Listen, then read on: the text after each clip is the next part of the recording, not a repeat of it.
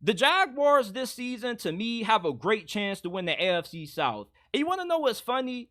Around this same time last year, everybody made it seem like this division was Jacksonville's to lose, and they were declaring the Jaguars as dark horse Super Bowl contenders based on how well this team played under Doug Peterson and Trevor Lawrence in his second season. They came back from behind in the wild card round against the Chargers, and they gave the Chiefs a pretty competitive game on the road in Arrowhead in the divisional round. But last year, after they got out to that 8-1 start, the season got really ugly for them.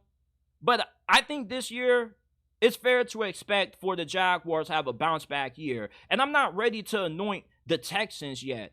Even though I still believe that C.J. Stroud is better than Trevor Lawrence, and I view him as one of the best quarterbacks in the game right now, I'm not saying that he's going to have a sophomore slump, but I'm not going to rule it out.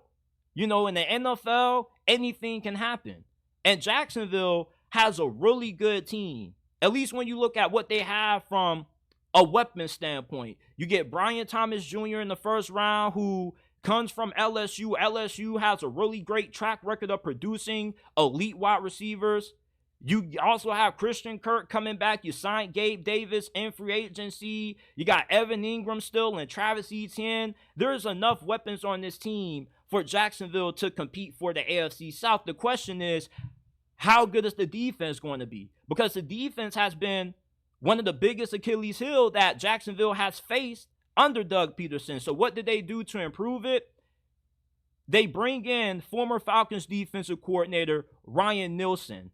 And this defense is going to have a night and day difference under him. Last year, he did God's work with Atlanta's defense. And if their offense, you know, with Desmond Ridder at the helm, wasn't so turnover prone, this possibly could have been a top 10 unit last year under Ryan Nielsen. And that was his first year calling plays as a DC. They were 17th in points per game allowed, 10th in yards per game allowed. They were really good situationally. They were 4th in red zone defense and 3rd and 3rd down defense. And they also were really good against the pass. They had a really good pass rush. As a matter of fact, their pass rush was as good as it's been under Ryan Nielsen than it has in previous years. And think about all of the young, talented players that the Jaguars currently have on their roster. Okay, you got Josh Allen, who's coming off a big season, the best season of his career. He had 17.5 sacks. He just got paid.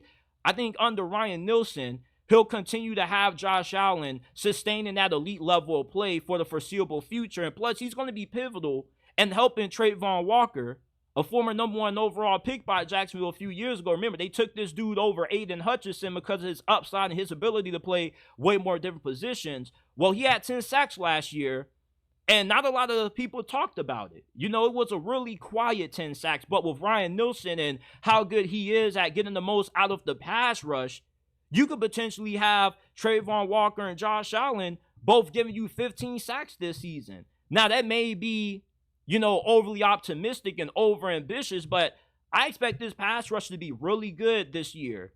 And Devin Lloyd, he was the most improved player on Jacksonville's defense, according to Pro Football Focus last year.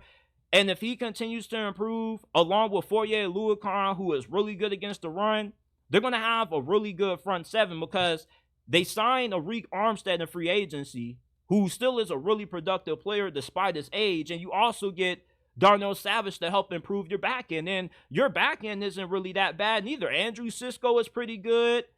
You have Tyson Campbell, who's pretty solid also. I think that with you getting defensive coordinator Ryan Nielsen, this is probably one of the most underrated moves of the whole entire offseasons by any team. You know, one thing that people in the NFL world don't pay a lot of attention to are these staff hires. These staff hires are low-key what can take your team from being a fringe playoff team to a fringe Super Bowl contender. Look at what the Ravens did last year when they hired Todd Monken as their offensive coordinator. He elevated that offense and elevated Lamar to a level that we've never seen in Baltimore before, and it led to Lamar Jackson winning his second MVP. Now, when it comes to Trevor Lawrence, at the end of the day, Jacksonville's success all stems on T-Law. And I think that the national media severely overlooks the impact that Trevor Lawrence has had on Jacksonville. I keep seeing people show the stats of Gardner Minshew and Trevor Lawrence first 3 years, and they look eerily similar. But I think the stats don't mean jack squat when it comes to T-Law versus Gardner Minshew, because from a talent standpoint, if you have to pick between Gardner Minshew and Trevor Lawrence, we all know who we're picking. We know who's the more talented quarterback. And there was somebody who I was arguing with earlier on the matter saying that, man, the stats tell the story. No, the hell they don't. Because Gardner Minshew, yeah, he may have had, slightly similar stats to Trevor Lawrence his first 3 years, but he wasn't winning no damn games. The dude was a check down machine. He was a decent quarterback for Jacksonville. Once Trevor Lawrence got drafted and they got rid of Urban Meyer, who was one of the worst head coaching hires ever, and they got a true head coach in there, Doug Peterson, they won the division and they went to the playoffs and won a postseason game.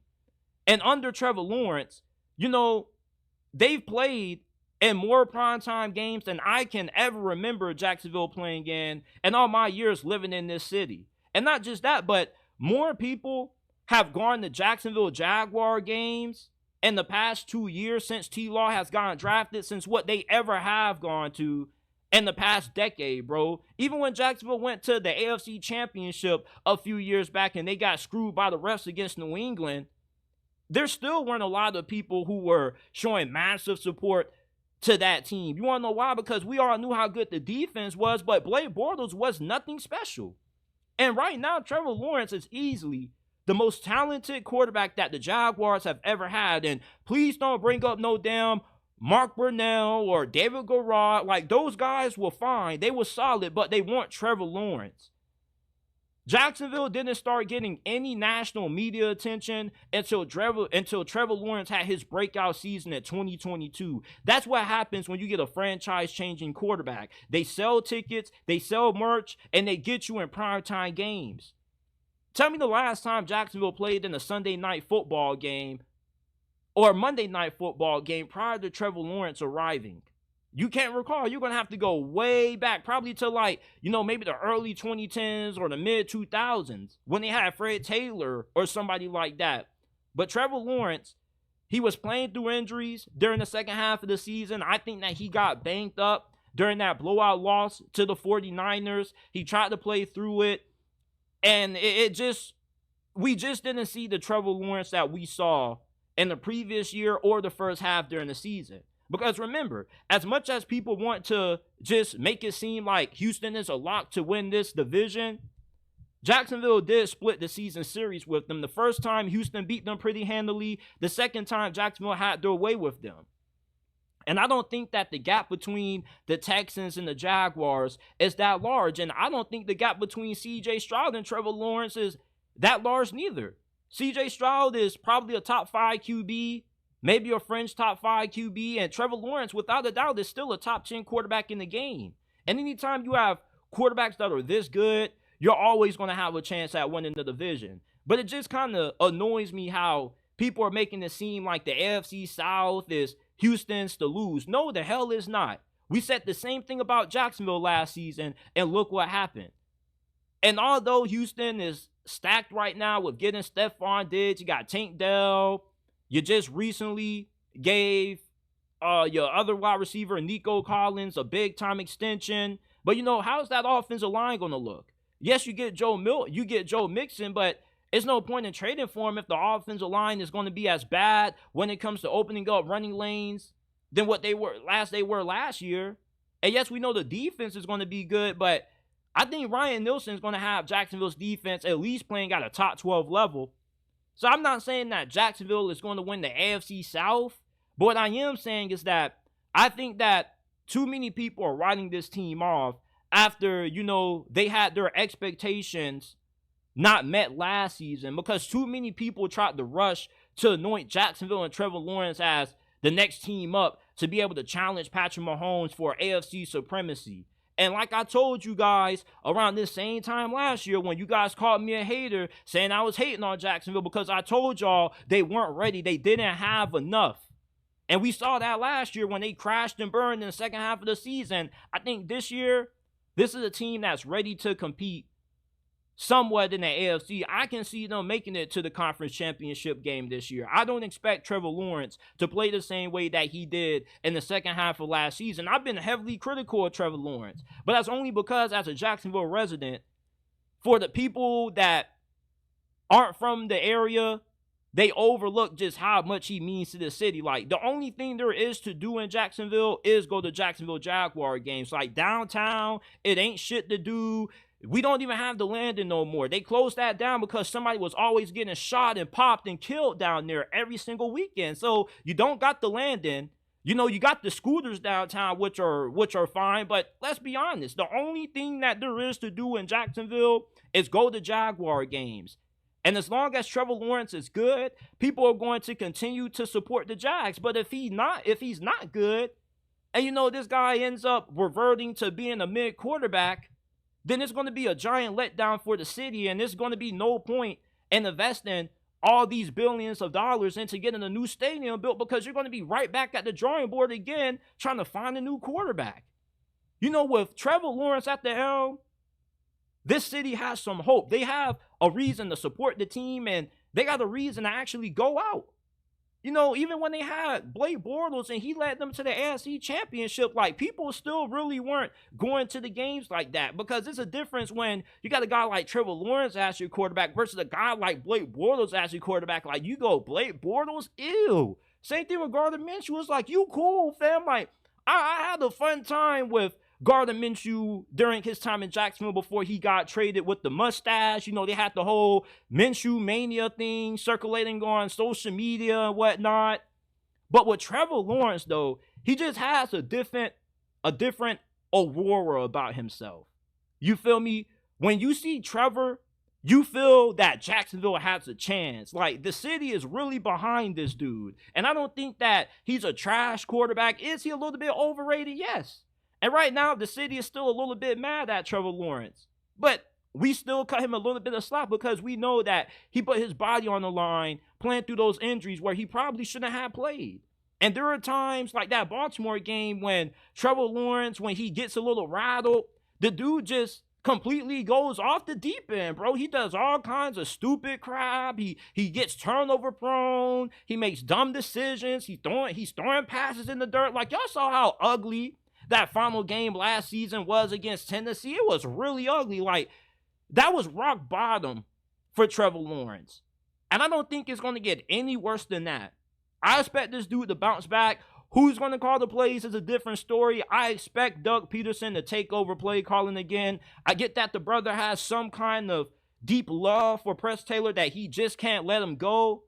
But I think the bigger problem is not the play calling. It's actually who the general manager is, and that's Trent Baalke. Trent Baalke is one of the worst GMs in the league. I cannot understand for the life of me how this man still has a job when he is terrible at constructing good teams. So, I mean, you get Brian Thomas Jr., who I believe he's going to plan out, but I don't know about all the other draft picks. You know, he doesn't have a good track record of hitting on guys outside the first round. So, you know, I'm pretty confident that Jacksonville shakes back this year, and I wouldn't write them off when it comes to their chances of being able to win the AFC South this year. I think that too many people in the national media are trying to count out Jacksonville because of how ugly the second half of last year went, but we easily overlooked that Jacksonville was 8-1, and they were in first place in the AFC before things went left.